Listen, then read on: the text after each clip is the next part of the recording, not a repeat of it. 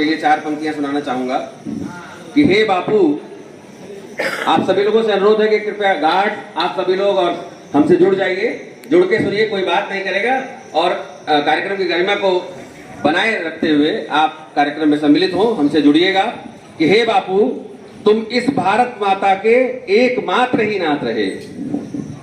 हे बापू, तुम इस भारत के एकमात्र ही नाथ रहे, जीवन का सर्वस्व देकर सदा इसी के साथ रहे। तेरे कर्तव्यों से बापू भारत चीर स्वाधीन हुआ, उपकारों का सदा ऋणी ये तेरे ही अधीन हुआ। कल्पों में भी कभी पूर्ण हो, जनगण मन साकार करो। आओ बापू, आओ फिर से हम सबका उद्धार करो। आओ बापू, आओ फिर से हम सबका उद्धार करो।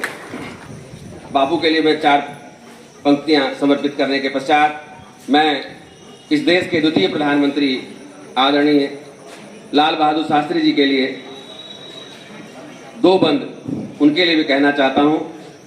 जय जवान जय किसान का नारा देने वाले, इस देश में हरित क्रांति लाने वाले लाल बहादुर शास्त्री जी के ऊपर मैं 4 पंक्तियां कहना चाहूंगा कि बचपन जिसका सूलों से भरा रहा होगा। बड़े गरीब परिवार से थे वो, और मैं आपको बताना चाहता हूं कि उनका हमारा गृह जनपद और उनका गृह जनपद सेम है। वो मुगल सराय में पैदा हुए थे, चंदौली उनका गृह जनपद था।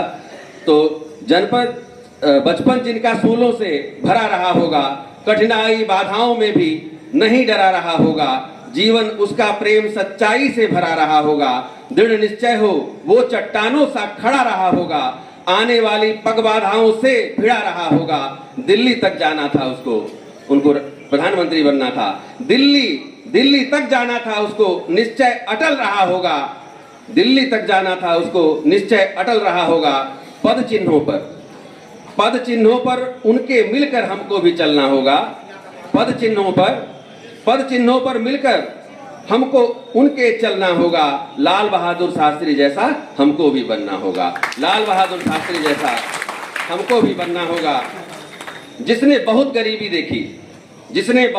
गरीबी देखी पर विचलित नहीं रहा होगा। भूख मिटाने की खातिर सबकी वो हरित क्रांति लाया होगा। नापाक इरादे दुश्मन के, जब वो प्रधानमंत्री थे तो पाकिस्तान ने अटैक किया था इंडिया पर। सन 62 से सन 64 तक वो प्रधानमंत्री थे। सन 62 में पाकिस्तान ने अटैक किया था और हारा था, धूल चढ़ाया था हमारे वीरों ने उनको। तो वहां से पंक्तियां पढ़ता हूं कि नापाक इरादे दुश्मन के पहले ही भांप लिया होगा। नहीं टिकेंगे 6 माह भी, भरपूर नाप लिया होगा। जय जवान जय जय किसान का नारा खूब लगाया होगा। भारत के वीर जवानों ने जब पाकिस्तान को धूल चटाया होगा। भारत के वीर जवानों ने जब पाकिस्तान को धूल चटाया होगा।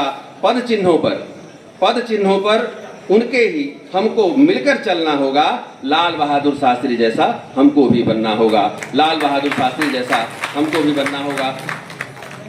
1947 15 अगस्त 1947 को देश जब आजाद हुआ तो ये जितने भी महापुरुष थे, चाहे महात्मा गांधी हो, लाल बहादुर शास्त्री हो, चाहे भारत रत्न बाबा साहब डॉक्टर भीमराव अंबेडकर हो, सबकी यही इच्छा थी कि ये देश समता समानता और बंधुत्व स्थापित करते हुए आगे बढ़े और कीर्तिमान स्थापित करे। और हम लोगों से क्या उम्मीदें थी, जो आने वाली नस्लें थी, पीढ़ियां थी, उनसे महापुरुषों को क्या उम्मीदें थी। मैं अंतिम 8 लाइनें पढ़ के अपना स्थान लूंगा कि उनकी ये इच्छा थी कि भारत के वीर सपूत उठो, भारत के वीर सपूत उठो, उठो नवल इतिहास लिखो।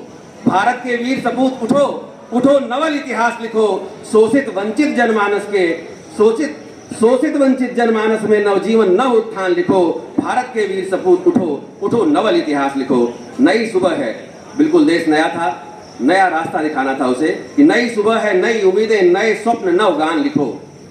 नई सुबह है, नई उम्मीदें, नए स्वप्न नव गान लिखो। युग युग के मुरझाए सपने में नए रंग नव सम्मान लिखो। भारत के वीर सपूत उठो, उठो नवल इतिहास लिखो।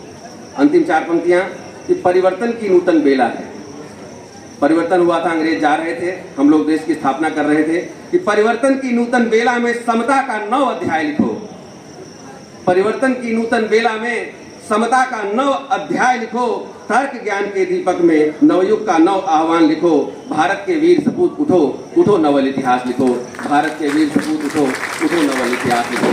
भारत माता की, भारत माता की, भारत माता की। वंदे वंदे मातरम वंदे मातरम। जय हिंद जय भारत।